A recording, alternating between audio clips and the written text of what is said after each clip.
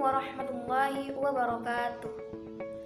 Innal hamdalillah nahmaduhu wa nasta'inuhu wa nastaghfiruhu wa na'udzu billahi min syururi anfusina wa min sayyiati a'malina may yahdihillahu fala mudhillalah wa may yudlilhu fala hadiyalah. Asyhadu an la ilaha illallah wa asyhadu anna Muhammadar Rasulullah alladzi la nabiyya ba'dah. Syukur alhamdulillah atas kehadirat Allah Subhanahu wa taala yang telah memberikan rahmat dan hidayahnya sehingga kita masih bisa merasakan nikmat yang Allah berikan kepada kita.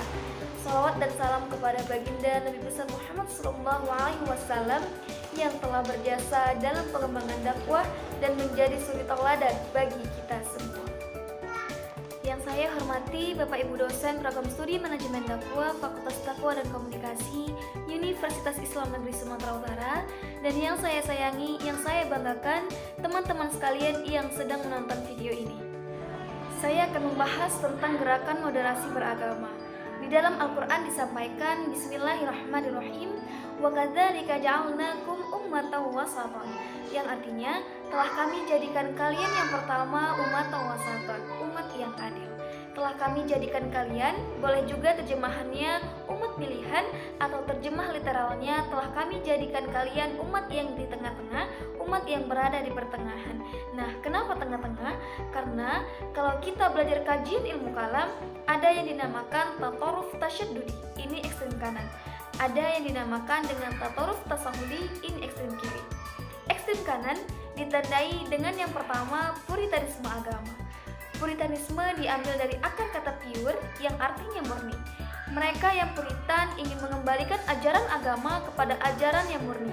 Misalkan ada jargon, mari kembali kepada Al-Quran dan hadis. Nah, ini puritanisme agama. Implikasinya apa?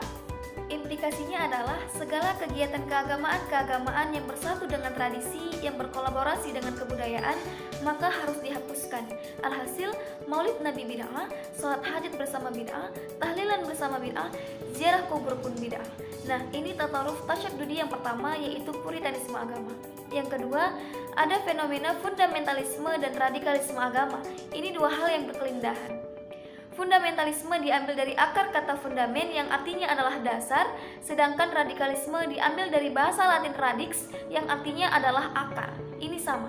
Nah, tapi satu tingkat di atas puritanisme agama. Karakteristiknya adalah takfiri, senang mengkafir-kafirkan, mengkafirkan demokrasi, mengkafirkan nasionalisme, mengkafirkan ideologi Pancasila. Demokrasi kufur, nasionalisme kufur, Pancasila kufur. Yang menganut sistem ini, mereka yang demokrat, mereka yang nasionalis, mereka yang Pancasilais, maka mereka adalah kafir. Ini fenomena fundamentalisme dan radikalisme agama. Dan ada yang lebih atas lagi, yang ketiga, level yang tertinggi namanya adalah irhabi. Irhabi dalam bahasa Arab, dalam bahasa Inggrisnya adalah terorisme. Nah, ini namanya irhabi. Tatoruf tasyaddudi yang ketiga, yang ekstrem kanan, dia biasa mengambil ayat Al-Quran, wa man lam yahkum bima anzalallahi fa ulaika humul kafirun, yang artinya mereka yang tidak berhukum dengan hukum Allah, maka mereka adalah kafir, lalu halal darahnya untuk dibom. Nah, ini tatoruf tasyaddudi yang sebelah kanan. Ada ekstrem kiri, namanya tatoruf tasahuli, biasa ditandai atau biasa disebut dengan liberalisme, diambil dari akar kata to liberate yang artinya adalah membebaskan. Sedangkan kalau agama itu kan, kalau kita Islam itu artinya tunduk.